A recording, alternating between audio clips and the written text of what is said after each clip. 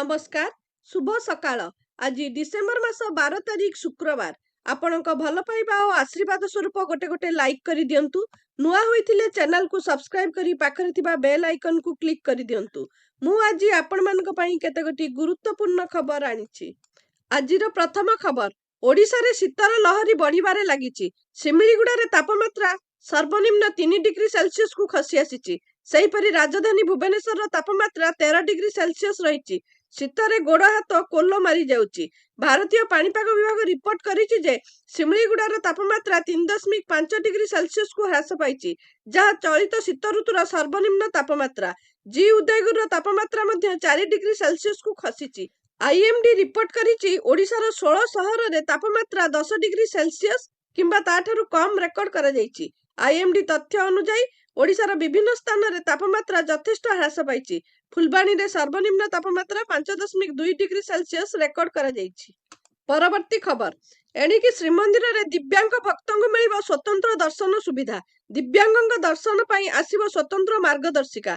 प्रस्तावित मार्गदर्शिका आगामी श्रीमंदिर 36 निजोग बैठक रे उपस्थापन करा जाई एहाकु कार्यकारी करा जिवो बोली जिल्लापाल कहिसंती।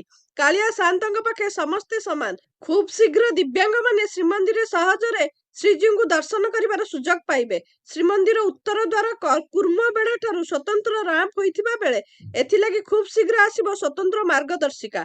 आगामी श्रीमंदिर 36 निजोग बैठक रे एसओपी उपस्थापन करा जाई परिचालना कमिटी अनुमोदन क्रमे एहाकु कार्यकारी करा जिवो।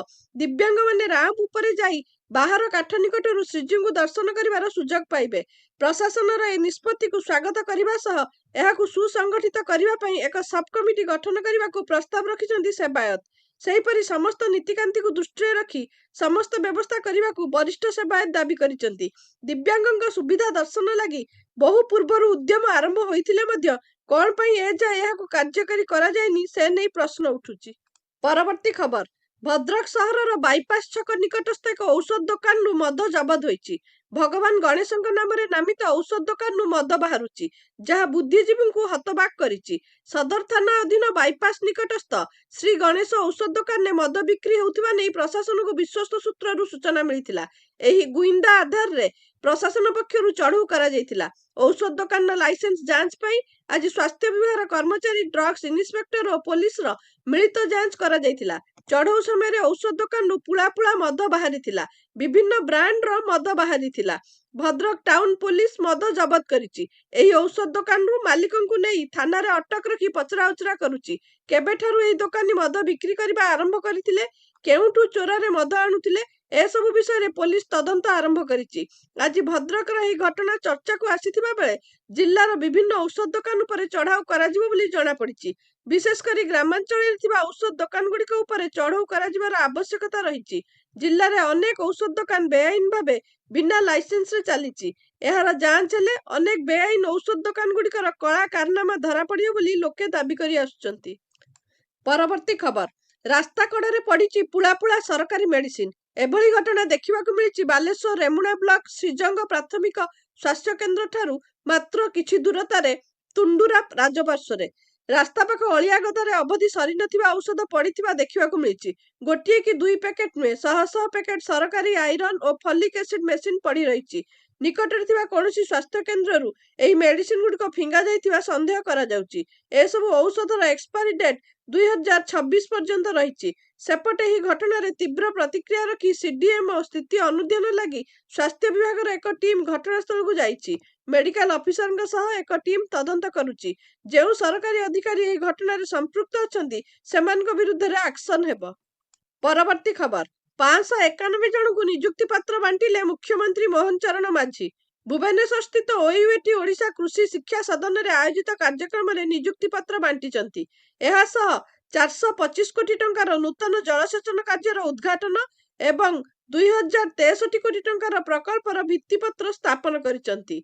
गुरुवार दिन राज्य स्तरीय नियुक्ति मेलार आयोजन करा जायतिला। एथिरे नूतन भावे चयन होइतिबा 591 जन को नियुक्ति पत्र बांटिथिले मुख्यमंत्री मोहन चरण मांझी। पूर्त विभाग, जल संपद विभाग, नगर उन्नयन विभाग नव नियुक्ति को नियुक्ति पत्र बांटिथिले। परवर्ती खबर, भुवनेश्वर रे आयोजित राज्य स्तरीय नियुक्ति मेला रे नियुक्ति पत्र बांटिले मुख्यमंत्री मोहन चरण मांझी। एही अवसर रे नव नियुक्तंकु ତିନି ଗୁରୁତ୍ୱପୂର୍ଣ୍ଣ ପରାମର୍ଶ ଦେଇଛନ୍ତି। ସରକାର ସାଧୁତା ଓ କର୍ତ୍ତବ୍ୟନିଷ୍ଠା ଉପରେ ଗୁରୁତ୍ୱ ଦେଉଛନ୍ତି। ଦୁର୍ନୀତିରୁ ଊର୍ଦ୍ଧ୍ୱରେ ରହି କର୍ତ୍ତବ୍ୟ ଓ ଦାୟିତ୍ୱ ସମ୍ପାଦନ କରନ୍ତୁ। ଚାକିରିରେ ନିଯୁକ୍ତ ହେବା ପରେ ଜଣେ ଜନସେବକ ହିସାବରେ କାମ କରନ୍ତୁ। ଅଧିକାରୀମାନେ ସରକାରଙ୍କ ତୃଣମୂଳ ସ୍ତରର ଚେହେରା, ତେଣୁ ସରକାରଙ୍କ ଭାବମୂର୍ତ୍ତି ରକ୍ଷା କରନ୍ତୁ। ସରକାରୀ କାମ କରିବା ସମୟରେ ରାଜନୈତିକ ଦୃଷ୍ଟିଭଙ୍ଗୀ ଯେମିତି ବାଧକ ନ ସାଜିବ। ଯଦି ଏଥିପାଇଁ ସରକାରୀ କାମରେ କୌଣସି ବାଧକ ଆସେ, ତେବେ ସରକାର କେବେ ବି ବରଦାସ୍ତ କରିବେ ନାହିଁ। ଦୁର୍ନୀତିଠାରୁ ଦୂରେଇ ରୁହନ୍ତୁ। ଦୁର୍ନୀତିଖୋର ଅଧିକାରୀଙ୍କ ପାଖରେ ସରକାର କେବେ ବି ଛିଡା ହେବେ ନାହିଁ। ଯିଏ ବି ଲାଞ୍ଚ ଓ ଦୁର୍ନୀତି କରିଛନ୍ତି ସେମାନେ ଜେଲ ଯାଇଛନ୍ତି, ସେଥିରେ ନୋ କମ୍ପ୍ରମାଇଜ। ଭିଜିଲାନ୍ସ ବିଭାଗ ପୁରା ଆକ୍ଟିଭ ଅଛି। 50% ଅଧିକ ଦଣ୍ଡବିଧାନ ହାର ବଢିଛି। ଭଲ ମଣିଷ ହେବା ପାଇଁ ହେଲେ ବଡ ଚ୍ୟାଲେଞ୍ଜ ଅଛି। ସେଇ ଚ୍ୟାଲେଞ୍ଜକୁ ପାର କରିବାକୁ ପଡିବ।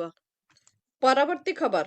ଖୋର୍ଦ୍ଧା ଜିଲ୍ଲା ବୋଲଗଡ଼ ସ୍ଥିତ ପରମାନନ୍ଦ ମହାବିଦ୍ୟାଳୟର ଅଧ୍ୟକ୍ଷ ପ୍ରଦୀପ୍ତ କୁମାର ଦାସ ଜଣେ ନବନିଯୁକ୍ତ ଅଧ୍ୟାପିକାଙ୍କ ମୋବାଇଲ ନମ୍ବରକୁ ମେସେଜ କରି ପ୍ରେମ ନିବେଦନ କରିବା ଏବଂ ଏକଥା ଅନ୍ୟ କାହାକୁ ଜଣାଇଲେ ଚାକିରିରୁ ବହିଷ୍କାର ସହ ଜୀବନ ବର୍ବାଦ କରିଦେବାର ଧମକ ଦେଇଥିବା ଥାନାରେ ଅଭିଯୋଗ ହୋଇଛି।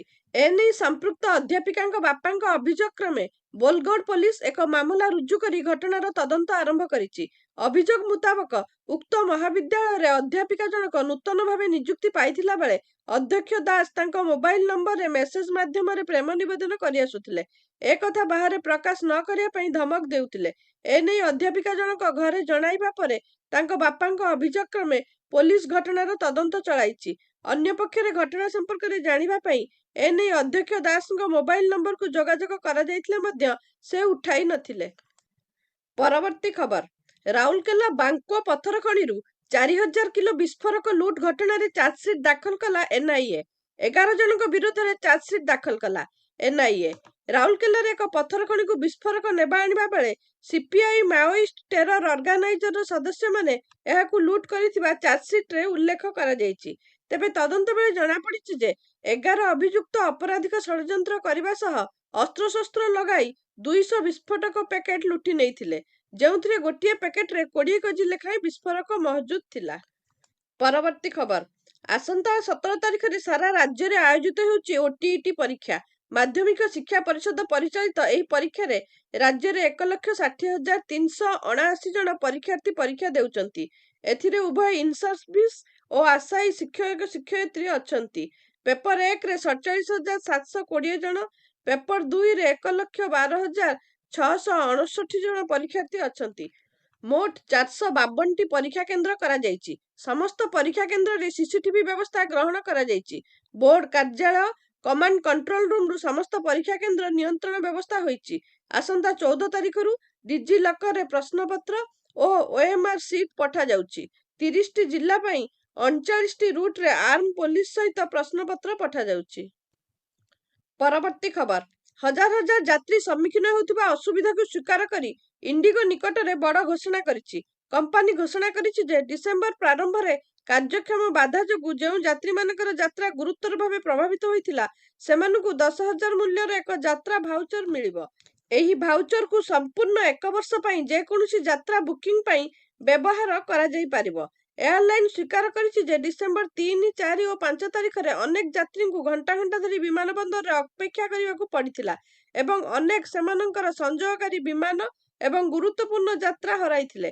କମ୍ପାନୀ କହିଛି ଯେ ଏହା ସେମାନଙ୍କ ପାଇଁ ଏକ କଷ୍ଟକର ସମୟ ଥିଲା ଏବଂ ଯାତ୍ରୀମାନଙ୍କ ପାଇଁ ହୋଇଥିବା ଅସୁବିଧାର ଇଣ୍ଡିଗୋ ହିଁ ଦାୟୀ। ସରକାରଙ୍କ ବର୍ତ୍ତମାନ ବେସାମରିକ ବିମାନ ଚଳାଚଳ ନିୟମ ଅନୁଯାୟୀ ଯଦି କୌଣସି ବିମାନ କମ୍ପାନୀ ବିମାନ ତାର ନିର୍ଦ୍ଧାରିତ ପ୍ରସ୍ଥାନ ସମୟର 24 ଘଣ୍ଟା ମଧ୍ୟରେ ବାତିଲ ହୋଇଯାଏ, ତେବେ ସେହି ବିମାନ କମ୍ପାନୀ ଯାତ୍ରୀମାନଙ୍କୁ କ୍ଷତିପୂରଣ ଦେବାକୁ ବାଧ୍ୟ। ଉଡ଼ାଣର ଦୂରତା ଏବଂ ଯାତ୍ରା ସମୟ ଉପରେ ନିର୍ଭର କରି ଯାତ୍ରୀମାନେ 5,000ରୁ 10,000 ପର୍ଯ୍ୟନ୍ତ ବିଭିନ୍ନ କ୍ଷତିପୂରଣ ପାଇବେ। ଏହାର ଅର୍ଥ ହେଉଛି କିଛି ଯାତ୍ରୀ ମୋଟ 20,000 ପର୍ଯ୍ୟନ୍ତ ଲାଭ ପାଇପାରିବେ। ପରବର୍ତ୍ତୀ ଖବର। ଅରୁଣାଚଳ ପ୍ରଦେଶର ଅଞ୍ଜାଅ ଜିଲ୍ଲାରେ ଏକ ହୃଦୟ ବିଦାରକ ଘଟଣା ଘଟିଛି।